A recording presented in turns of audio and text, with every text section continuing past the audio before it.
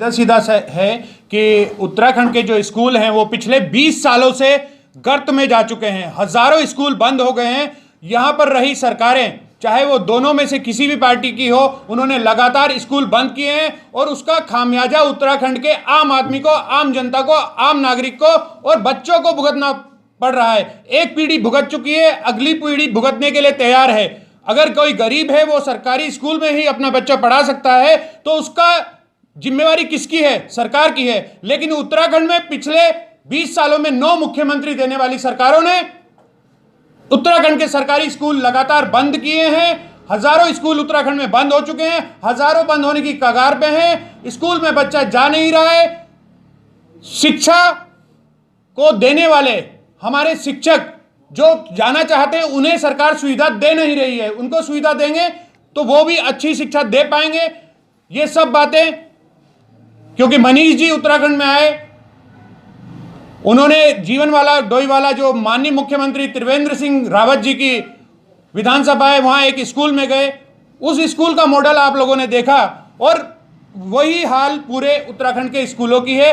आज से 8, 9 और 10 3 दिन का हम selfie with school #selfie with school एक अभियान चला रहे हैं और एक व्हाट्सएप नंबर हमने जारी किया है। उस व्हाट्सएप नंबर पर आम जनता, आम नागरिक स्कूलों की हालत उत्तराखंड की सरकार को दिखाएगी, जिससे पता चल सके कि उत्तराखंड की सरकार क्यों नहीं सरकारी स्कूलों को ठीक कर रही है और क्यों हर बार उत्तराखंड में शिक्षा मंत्री हार जाते हैं। आज तक का रिकॉर्ड है, उत्तराखंड में कोई शिक्षा मंत्री नहीं जीता। आलोक भाई, जैसा कि आपने कहा कि एक ही ज्वलंत मुद्दा आपने ले लिया, यानी मीडिया भी मानती है कि ये मुद्दा ज्वलंत है क्योंकि शिक्षा का मुद्दा है और उत्तराखंड के भविष्य का, उत्तराखंड के बच्चों का मुद्दा है। उत्तराखंड नहीं, उत्तराखंड का बच्चा देश का बच्चा भी है।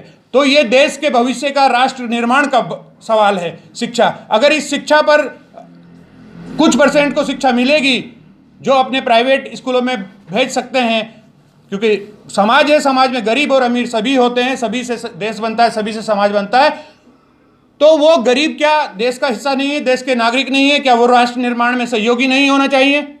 इसलिए इस मुद्दे को भी हम दूसरे मुद्दों के बराबर लेके चलते हैं। सवालों पर आम आदमी पार्टी आवाज उठाती आई है और आवाज उठाती रहेगी। देहरादून में बहुत सारे स्कूल थे, जीवन वाला को फोकस क्यों किया आपने?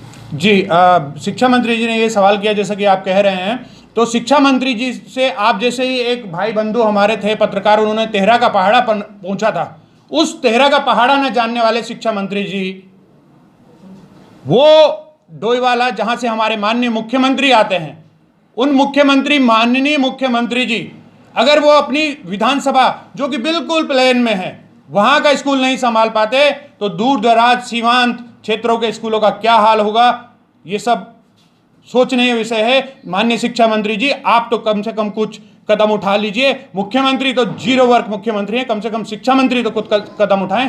सेल्फी विद स्कूल का सीधा सा उद्देश्य है कि भाई उत्तराखंड के निर्माण में उत्तराखंड की माताओं, बहनों, बुजुर्गों, भाइयों, यहाँ तक कि उत्तराखंड के शिक्षकों ने, यहाँ तक कि उत्तराखंड के कर्मचारियों ने अपना पूरा सहयोग दिया और आंदोलन किया, लाठी डंडे किए, खाए, बलिदान दिए। लेकिन 20 साल से जो मुख्यमंत्री आए हैं उत्तराखंड में 9 के 9, वो 0 वर्ग हो गए। उन्होंने यहाँ के स्कूलों की हालत बद से बदतर कर दी। आज सेल्फी विद स्कूल # के साथ जो 3 दिन का हम कार्यक्रम शुरू कर रहे हैं, उससे यही दिखाने की कोशिश है कि उत्तराखंड की सरकार जाग जाए और सरकारी स्कूलों की हालत अच्छी करे ताकि हमारा उत्तराखंड संवर सके।